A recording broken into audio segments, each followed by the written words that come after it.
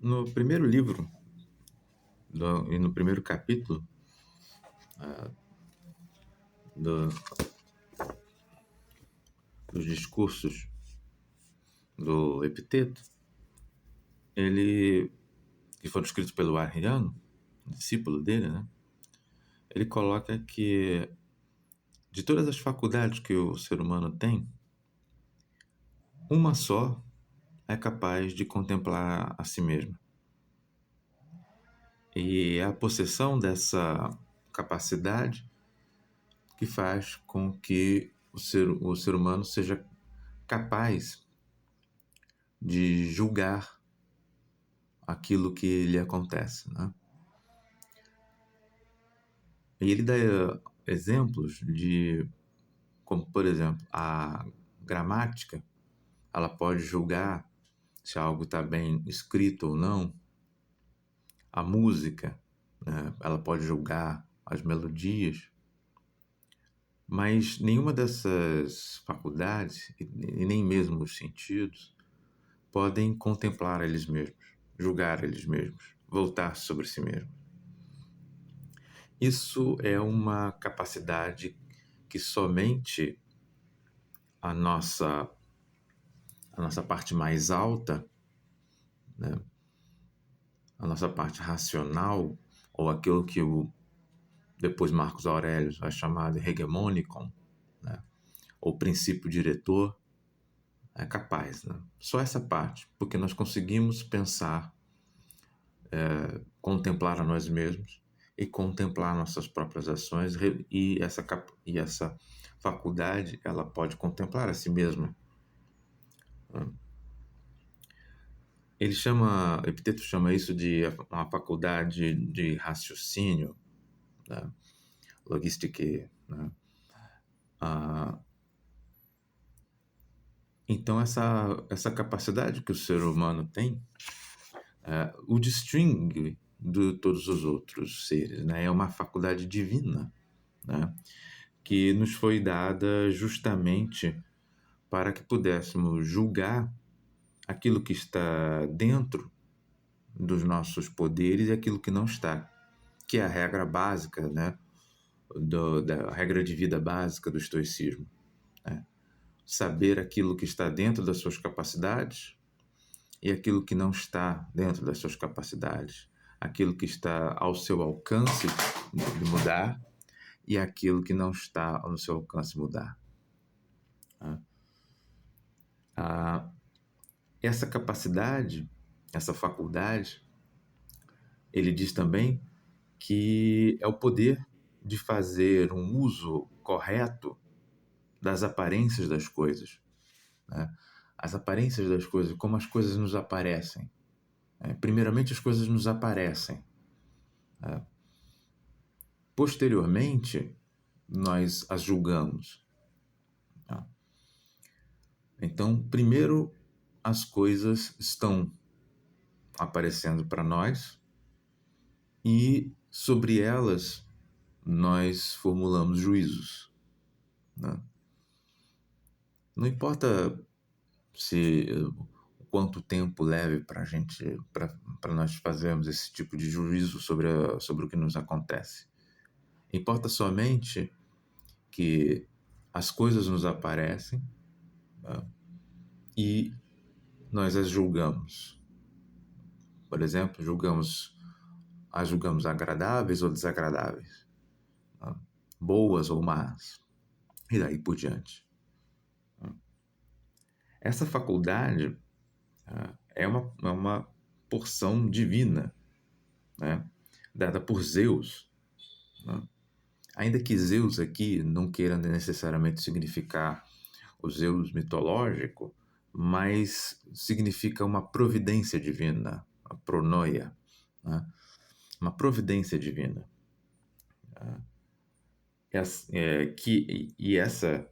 Esse poder de julgar as aparências é uma porção divina do próprio Zeus. Né? É a faculdade de escolher e de recusar, de desejar e de ter aversão. Né? Ou, em uma palavra, como ele diz, a faculdade de fazer uso das aparências das coisas. E é isso que nos faculta perceber o que está sob o nosso poder e aquilo que não está sob o nosso poder. Aí ele dá vários exemplos, todos mais ou menos na mesma direção, de que há circunstâncias que não estão sob o nosso controle. Entretanto, está sob o nosso controle como nós a julgamos e como nós nos comportamos nessas situações.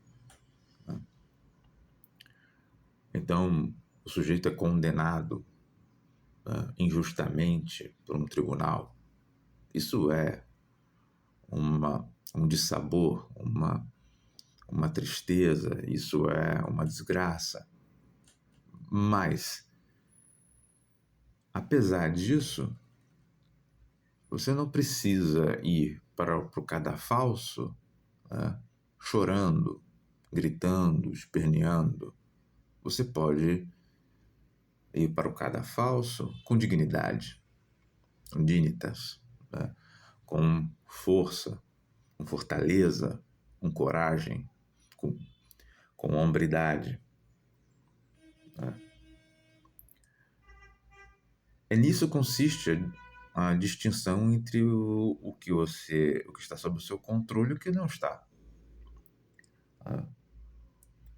Fulano vai ser exilado. Bom, isso está fora do seu controle. Mas como ele vai ser exilado, como ele se comporta, é que vai definir o tipo de homem que ele é. Se é um sábio ou alguém, pelo menos, em busca da sabedoria e do autocontrole, da autarquia, do domínio de si mesmo, ou se vai ser alguém fraco, que vai ser abatido pelas circunstâncias, e que vai adicionar à desgraça que lhe acontece, a indignidade de uma reação não correta, uma reação igualmente indigna. Esse é o problema. Agora, isso é o que deve ser estudado. É saber colocar nossos desejos, nossas aversões fora do alcance da tirania e do acaso. Não porque a tirania e o acaso não vão te atingir, mas porque o autocontrole, o autodomínio, a autarquia